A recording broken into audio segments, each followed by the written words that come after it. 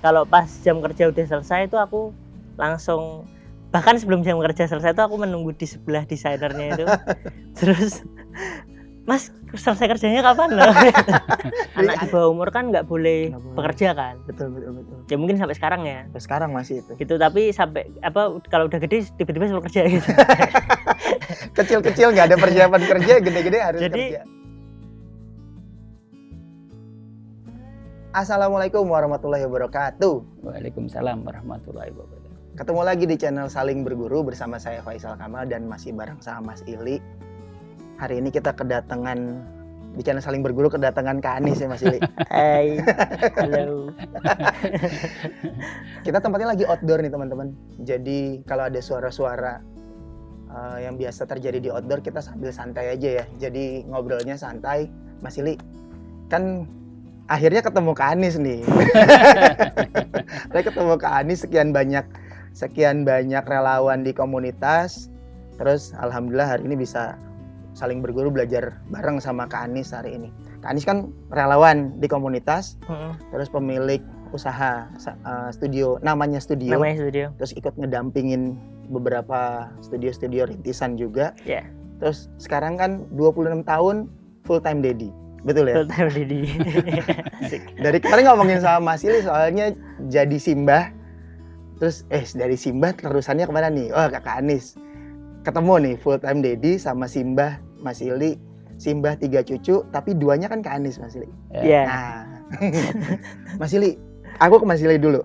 Mas, Kak Anis akhirnya kita ajak ngobrol di Saling Berguru.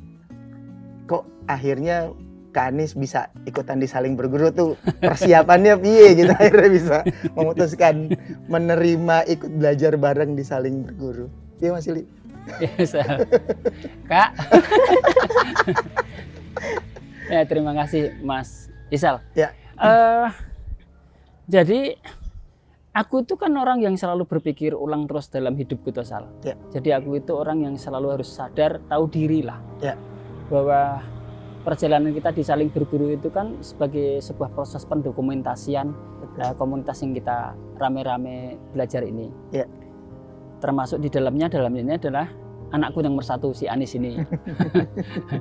Nah, setelah 50 kali lebih itulah kemudian aku berpikir, atau setidaknya kita ngobrol juga sih, Kak, kapan nanti jadi tamu ya di Saling Berguru, sharing lah proses kreatifmu gitu.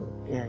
Nah kalau waktunya memang cukup harus panjang setelah proses dari kita belajar hampir 4 bulan ya. 4 bulan. Ya. 4 bulan. Sekarang saatnya itu mungkin ini yang disebut kata titiwanci itu. Ya inilah saatnya aku memaksa diri bahwa anakku itu ya harus di sini juga. Tapi kan aku juga berhati-hati toh. Ya. Atas apapun situasi. Ini Kak Nis. Kayak kita belajar bareng-bareng Kak dalam hidup kita ini kan seru ya aku ngeliat. Karena aku punya anak sendiri itu kan anakku tak gue eksperimen toh. Ya kan gitu. Ya. Anak ini kan korbanku. Korban kejahatan orang tua kan. Dan itu real kan, aku nggak bohong kan. Betul. Makanya aku selalu bilang, kok ini tadi anakku toleh. Nah aku 3 loh, Anis, Salman, Nabil, aku ngomong beneran. Ya. Sampai kemarin malam kita mastermind lagi kan, mastermind yang paling terakhir. Bahwa sekali lagi, ojo percaya apapun yang disampaikan bapakmu. Tapi cobalah belajar seperti agama mengatakan bahwa selalu cek, validasi. Di bahasa agama namanya tabayun. Ya. Ojo percaya toh informasi, tapi cobain informasi itu kalau bisa jadi laku hidup. Ya. Tapi kamu harus menentukan sendiri. Ya Kak ya. Nah sekarang toh Kak, cerita aja dari proses kreatifmu menjadi anaknya seorang Ili. Ya, seorang panjang dong berarti. Ya, enggak apa-apa. Ini sebagai awalan, nanti kalau bisa dibuat 3 sesi karena kan kalau bedah dia kan banyak banget sih kebayang. Perjalanan hidup dia 26 tahun kan tak siksa kan luar biasa. Disiksa. Iya kan gitu. Nah, silakan Kak, cerita santai wae. Untuk nge-vape wah pokoknya santai wae. Ngomong. Dia kan ya dokumentasi. Berarti monggo Kak Anis. Ketemunya kan sebetulnya di masa remaja ketika kalau di konten-konten Kak Anis Bapak kan suka cerita tentang pencairan identitas anak remaja seperti apa kan. Kalau Kak Anis kan, wah ini ngomongin aku ini mesti nih gitu. Iya. Nah. Seru lagi gini Sal, dia biar cerita aja. Dari kecil, bukan dari Dari kecil malah remaja. Dia ngerti, nanti Oh, dia akan cerita. Monggo. Perjalanan dia di digital itu dari usia benar-benar sangat dini. Monggo Kak. Umur berapa itu? 12 tahun apa berapa itu? Itu tuh kayaknya aku ingetnya karena kalau di rumah itu kan dulu kan kantor juga tuh kayak kan. Jadi ada beberapa komputer ya karena memang ya anak kecil sukanya main komputer gitu. Terus ada beberapa komputer dan ada desainer di sana. Terus akhirnya sering nyolong waktu kalau pas jam kerja itu sering lihat orang-orang pada kerja segala macam. Terus nah dari situ mulai ada kepengenan. Kalau gambar emang udah dari kecil banget. Tapi kalau desain itu karena lingkungan rumah kan kayak gitu. Terus akhirnya nyolong waktu ngelihat orang desain terus ngerti paling nggak ngerti basicnya dulu seperti apa. Terus akhirnya kalau pas jam kerja udah selesai itu aku langsung bahkan sebelum jam kerja selesai itu aku menunggu di sebelah desainernya itu. Terus Mas selesai kerjanya kapan loh? Jadi antriin ya. Pakai itu ya kayak kaos. Ya pakai kaos kutang gitu. Anak-anaknya gitu. Pakai OT. Oh kita nyebutnya OT. Umur berapa? Kaos ya? kutang. 6 Yo, tahun, 7 tahun. ya. Umur segitu Kelas ya? 1 kan aku mulai pindah yang ya udah dari kecil kan emang kita kan kontrak terus kan. Terus pindah yang satu rumah yang lumayan proper di Brotojoyo yang sekarang jadi kantor juga kan. Iya. Itu ya jadi kalau pas mau selesai jam kerja itu aku udah nunggu di sebelahnya. Nah tapi biar masnya tuh nggak langsung pulang. Mas tunggu sebentar, aku pengen nyoba. Aku tuh pernah pengen nanya ini gitu. Jadi dari kecil kayak gitu. Sama nyolong juga pas jam kerja itu sering. Kalau pas bapak keluar kan bapak sama ibu kan sering keluar. Karena ya kebutuhan marketing, kebutuhan macam-macam lah. Kan belum stay di rumah gitu. Itu sering nyolong kalau pas gak ada bapak ibu karena nggak ada yang marahin aku kan. Nggak ada yang berani ya. Itulah. Singkat cerita, awal mulainya dari situ. Terus lanjut pas SD kelas 3. SD kelas 3 itu bapak kan udah sering ngisi Forum-forum. di forum-forum kan sudah sering ngisi. Terus akhirnya bapak tuh iseng ya memang bapak kan sering nabrak-nabrakin suatu hal yang kayaknya nggak pas tapi dipas-pasin gitu. karena mikirnya waktu itu kan ngobrol di aula di SD Domsaf ya Dominikus Savio. Domsaf ya bener tapi ya? di aula besar Di aula besarnya aulanya gereja itu. Aula gereja ada acara. Aku nggak ngerti sih itu acara apa sih Pak? Acara pesta SD Katolik sih, banyak banget itu waktu itu. Pokoknya salah satu pembicaranya bapak. Terus akhirnya bapak ngomong, terus ini aku kasih satu pertunjukan contoh ini anak umur segini pokoknya profil ngaku kelas 3 SD waktu itu. Jadi kan 9 kelas 1 sampai kelas 3 itu kan berarti kan berproses. Akhirnya aku di situ prakteknya yo kalau dipikir-pikir welek tenan. Soalnya ada foto. Terus aku disuruh motong sotul gitu loh, selection terus motong kepalanya jadi hilang gitu. Gitu. Sesimpel itu sebenarnya tapi enggak bisa Kak. Waktu itu era kamu kelas 3 SD itu Photoshop itu belum aku umum aja gitu. pakai Photoshop itu 5.0.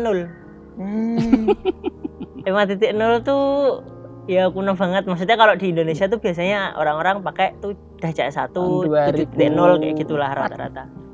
2004 2005 paling zaman segitu gitu ya. Iya, dia udah di umur 9 10 ajar. tahun.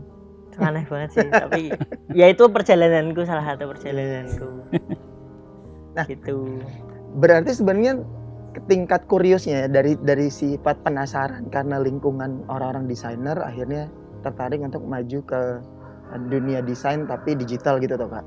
Iya. Benar ya. Nah, proses remaja ini kan masih kecilnya udah nih. Oh, ternyata dari situ mulainya. Mas Ili sering mantik untuk terus tampil gitu ya. Pra remaja ya. Terus masuk pra remaja. Nah, sama masuk remaja kan komunitas sudah makin kelihatan tuh Kak. Nah, cerita Kak. Soalnya aku ngelihatnya proses bisa jadi ini akan banyak dialamin sama banyak anak remaja yang proses pencarian identitasnya dia tuh kebetulan ada Kak Anies kan termasuk beruntung ya. Ada komunitas proper ini, sementara di tempat lain belum tentu ada anak-anak yang punya lingkungan yang support kayak gini? Sharing Kak. Kalau yang itu udah berarti masuk SMP. SMP itu udah mulai ada internet. Aku ingat Oke. banget. Mm-mm. Udah mulai ada internet. Nah, mulai dari situ aku ngulik. Ngulik. Karena ada internet itu kan. Ya. Terus akhirnya nyari kata kuncinya itu gampang. Kata kuncinya itu ya karena waktu itu SMP ya. Kata kuncinya cara menjual desain di internet. Tapi aku nyari ya market internasional. Oh, oke. Ketemulah website namanya mtis.com.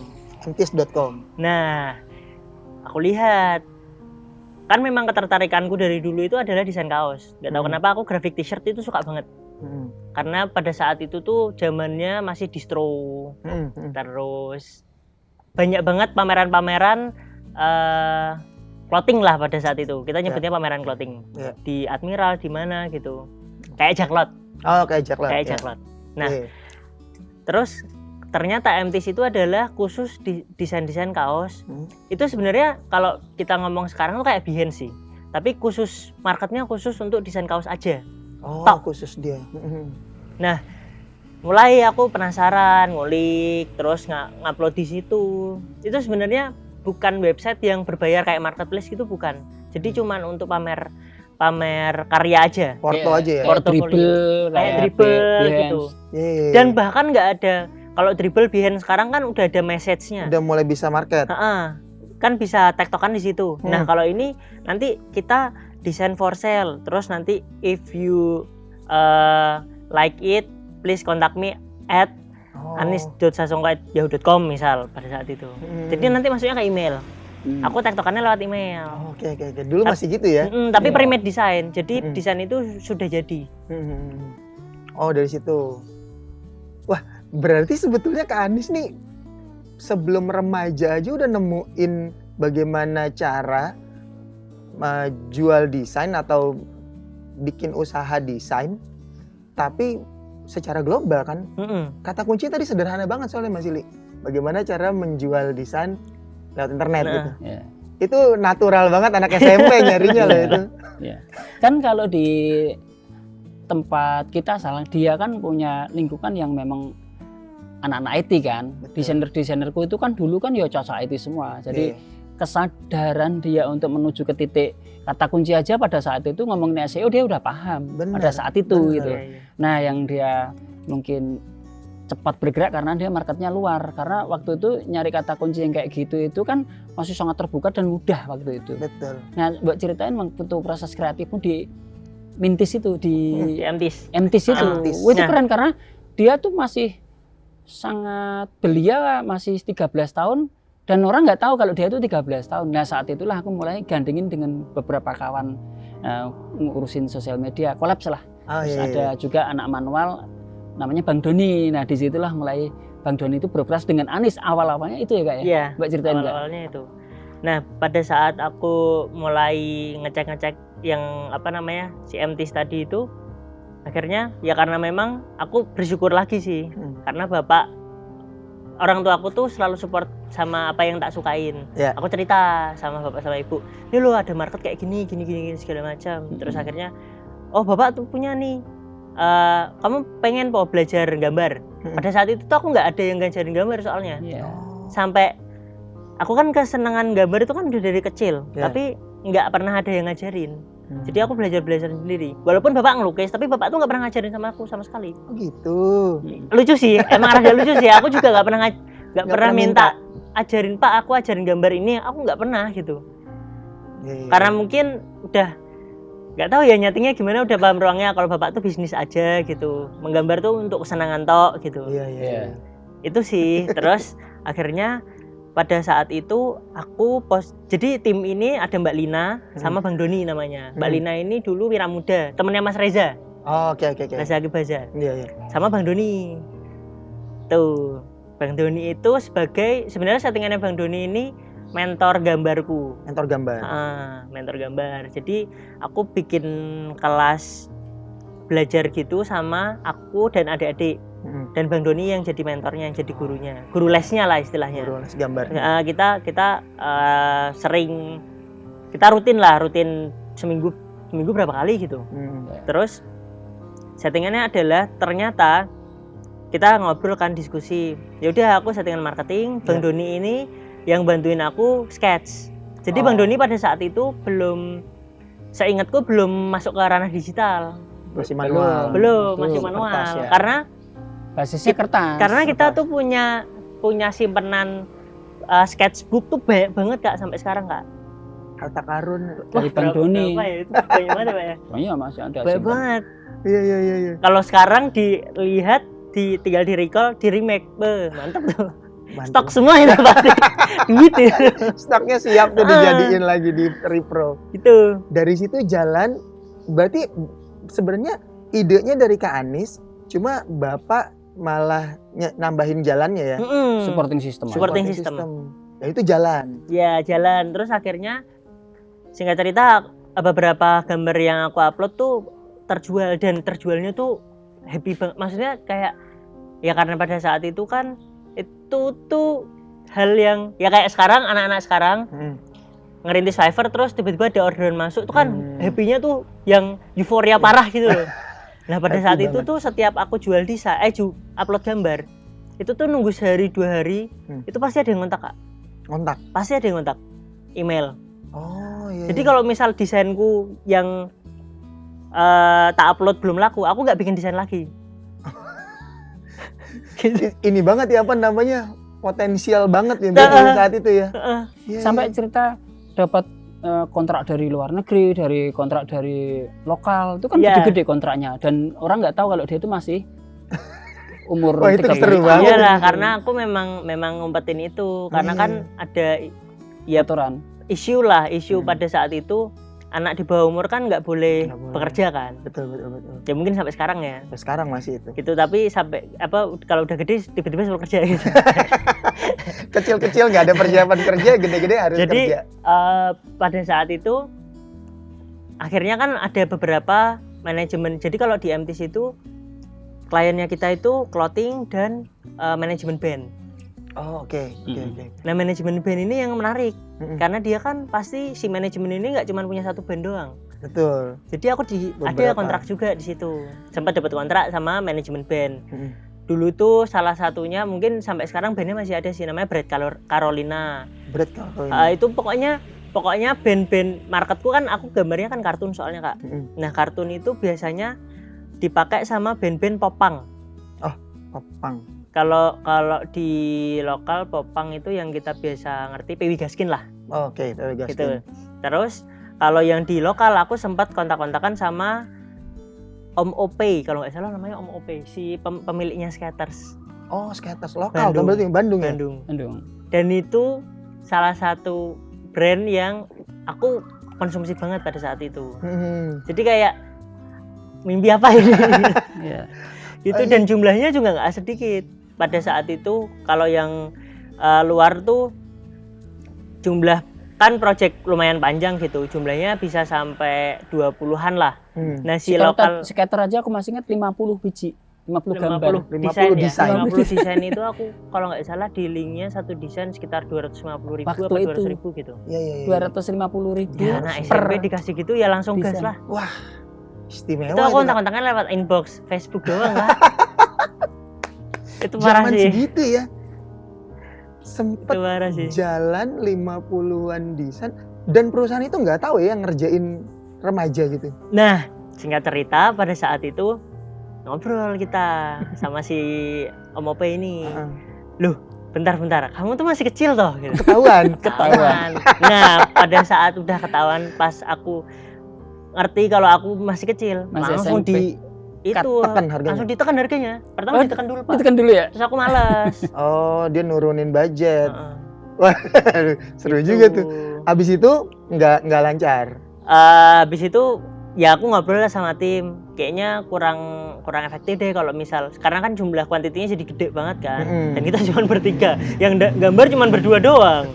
Yang satu kan Mbak Lina ini administratif. Jadi ngurusin iya. akun. Cuma 2. Terus ngurusin pembukuan gitu. Iya. Yang Admin. biasanya cowok-cowok nggak paham lah gitu pada Iya, saat bener. itu ya. Bener. Gitu. Terus habis itu si MTIS kan udah mulai ngerasain enak banget ya. MTIS itu kan udah ngerasain enak banget. karena market apa website itu tidak berbayar, Ya. tiba-tiba ditutup sama si pemiliknya, Entisnya. entisnya. Oh, Itu sedih tutup. banget sih itu kita berkabung sedunia lah. Jadi kita punya namanya T-Designer Community. Jadi T-shirt Designer Community. Ya. Di Indonesia ada namanya TDC. TDC. TDC kalau di luar ya tergabungnya di MTC itu. Bahkan kita ngobrol ya kayak udah ya satu komunitas aja gitu. Ya. Dan aku berlindung di balik namaku kan, maksudnya aku kan waktu itu bikin namanya 13 Artwork. 13 artwork. Nggak pernah memperlihatkan bahwa aku tuh siapa gitu, nggak pernah. Jadi ya karena aku masih kecil takut kalau Ada isu itu ya. digimanain gitulah. Itu terus ditutup ganti Mintis. Jadi apa ya pada saat itu tuh ya feel-nya tuh beda lah sama MTis karena si pembuatnya udah beda lagi. Oh, manajemennya udah beda lagi. Jadi pembuatnya si Mintis ini MTis dedengkot-dedengkotnya pada kumpul terus kayaknya kita tetap harus bikin deh satu website yang seperti MTis tapi punya sistem pembayaran yang kayak subscribe gitu. Jadi orang-orang yang mau listing di sana harus subscribe. Itu pada saat itu. Dan kalau nggak berbayar itu tuh bisa tidak berbayar soalnya. Ya kalau misal free dia tuh jadi kayak nggak di-push gitu loh. Iya. Secara algoritmanya. Iya. Gitu. MTs kan tutup tuh, berkabung, desainer se-global berkabung. Ketika MTs tutup, lah Kanis akhirnya prosesnya ngapain tuh Kak? Terus habis itu kita bersepakat, kita diskusi bertiga. Gimana kalau kita bikin produk aja? Karena kan mendesain untuk kaos kan, terus akhirnya bikin produk kaos pada saat itu. Pada saat itu kita produksi di Bandung dan masih murah banget lah. Itu pakai model yang ada di yang tadi itu namanya gitu. jualan desain itu. Terus akhirnya pakai Facebook. Jadi marketingnya pakai Facebook. Sambil masih menjual ready design itu tapi lewat Facebook. Gitu. Enggak sekencang itu sih, tapi ya mungkin emang belajarnya kan di situ ya. Iya benar-benar. Kayak kita udah nyaman sama satu market yang kita biasa pakai gitu, terus akhirnya tutup. Iya. Ya pusing juga sih pada saat itu sih. Pastilah, pasti dengan sebesar itu prosesnya, terus tiba-tiba mesti tutup dan pivot kan, langsung cari nilai. Mas Ili, di prosesnya Kak Anis, Mas Ili ngelihat proses pembelajaran kan? Iya. Iya Mas, di proses itu deh aku seru banget soalnya. Ya itu fase sebelum remaja ya, dan itu bagus. Aku ngeliat Anis itu ngalami pasang dan surut sih. Ya. Dan aku masih ingat pada saat itu saja penghasilan dia sudah besar. Ya. Pada saat itu pra remaja dia sekali kontrak aja dengan skater aja aku masih ingat satu gambar itu 250.000. Minimal pesanan bisa sampai 50 gambar. Yeah. Tapi kalau yang luar ngeri, Yeah. bisa sampai satu harga desain kaos waktu itu bisa $50, mahal, $75, ada sampai ratusan waktu itu aku masih ingat. Yeah. Dan penghasilan dia waktu itu udah banyak, lumayan banget lah. Ya dia kemudian mengalami tetap patah hati lah, wong MTis jadi ladang penghasilan dia waktu itu. Betul. Dan itu perlu, akhirnya aku melihat Anis itu harus mengalami masa-masa patah hati itu. Tapi cepat sekali dia belajar, kemudian bikin, aku masih ingat namanya No Label, bikin clothingan gitu. Yeah. Itu waktu itu sudah mulai homeschooling karena dia selepas SMP, berarti masuk SMA mulai homeschooling ya Kak ya? Homeschooling. Ya. Aku sempat sekolah dulu bentar. Sekolah cuman 3 bulan. Satu semester. Oh ya, hampir pas semesteran itu ya. Di SMA 6. Sempat jadi anak SMA. Sempat. Satu semester. Karena kan sebenarnya tuh homeschooling itu Nabila dulu ya. Nabila kan udah ya. Nabila udah. Terus aku mencoba untuk aku tetap SMA gitu. Tapi tetap pengen homeschooling sebenarnya. Karena kan jadwal bisa diatur sendiri dan benar. Ya benar-benar concernnya aku suka menggambar ya aku pengennya gambar aja gitu sebenarnya ya. Tapi karena teman-teman SMP udah SMA ya wes SMA. Iya. Aku sempat daftar SMA 1 nggak keterima. Gitu. Itu SMA impianku sih pada saat itu ya. Terus habis itu masuk SMA 6. Ya. Nah, punya tujuan untuk mencari teman. Ya. Pokoknya intinya pada saat itu tuh aku mikirnya punya teman banyak berarti punya rezeki yang lebih banyak lagi. Ya. Terus 1 semester toh ya wes nggak usah sekolah aja sekalian kayak adikmu. Lah nggak apa-apa nggak? Ya nggak apa-apa lah. Ya udah nggak apa-apa. Itu akhirnya homeschooling. Gitu. Dan homeschooling itu aku ngomong sama bapak minta izin, Pak, aku kan pilihanku sendiri, aku pengen bayar sekolah sendiri, boleh nggak gitu, diperbolehkan sama bapak. Jadi pendapatanku nggak segede kemarin ya pada saat MTis itu ya. Betul. Aku sadar waktu MTis itu emang gede banget sih pendapatanku, tapi yang ini tuh ya pokoknya aku nyari cara gimana caranya supaya tetap bisa belajar mandiri lah. Itu. Oke. Ini satu fase nih Mas. Aku ngeliat fasenya Kak Anies pra remaja sampai di awal remaja tadi ngomongin SMA dan homeschool. Menurutku aku nutup dulu fase yang ini Mas Ili, Kak Anies. Aku tutup dulu supaya kita belajar tentang proses bahwa bisa jadi pintu masuknya cara berpikir sih. Aku nggak ngomong jadi satu rezeki yang gede, walaupun tetap gede di titiknya Kak Anies. Tapi menurutku fase itu tuh fase Kak Anies nemuin satu jalan terus Mas Ili ngelihat supporting system lalu jadi jalan. Setelah jalan terus tiba-tiba alamnya berubah lagi, disuruh mikir. Tapi aku suka tadi ketika jatuh nggak baper, nggak apa, tetap kena kan, tapi kan langsung bikin produk. Dan menurutku ini aku belajar banget sih bahwa pivot terus tetap cari jalan itu apapun keadaannya nggak akan bisa bikin berhenti orang-orang industri kreatif ini kan Mas Ili. Mas Ili aku tutup dulu yang ini ya. Kak Anies makasih banyak, Mas Ili makasih banyak di fase pertama ini. Kita lanjut ke fase yang lain ya. Siap. Teman-teman terima kasih masih terus bareng sama kami. Kita ketemu lagi di kesempatan yang lain, tetap di Saling Berguru. Assalamualaikum warahmatullahi wabarakatuh. Waalaikumsalam. Waalaikumsalam warahmatullahi wabarakatuh.